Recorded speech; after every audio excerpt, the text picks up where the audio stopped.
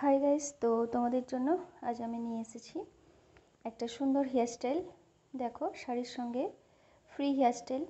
সামনে থেকে অল্প হেয়ারগুলোকে ধরে একটা ক্যাচ ক্লিপ লাগিয়ে দিয়েছি, ব্যাস। এই ধরনের হেয়ারস্টাইল শাড়ির সঙ্গে ভীষণ সুন্দর লাগে।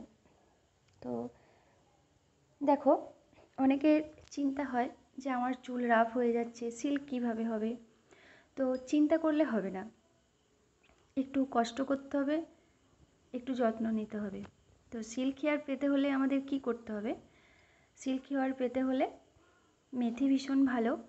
আমলা মেথি আগের দিন রাত্রে ভিজিয়ে দিতে হবে, তারপর দিন সকালে ওটাকে পেস্ট করে লাগাতে হবে।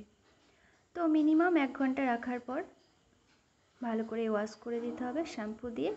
এরপর কন্ডিশনার নিতেই হবে, কন্ডিশনার মাস্ট। কন্ডিশনার আমাদের হেয়ারকে স্মুথ রাখে।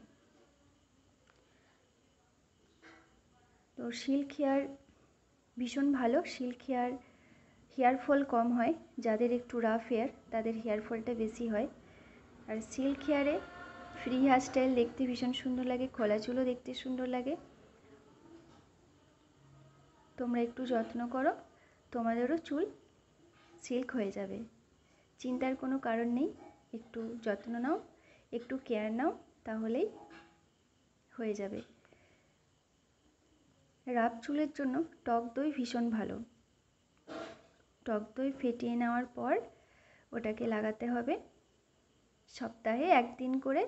মানে কোনো সপ্তাহে হয়তো আমলা মেথি লাগালে, হয়তো 2 দিন 4 দিন পর আবার একটু টক দই লাগালে, এভাবে কেয়ার নিতে হবে।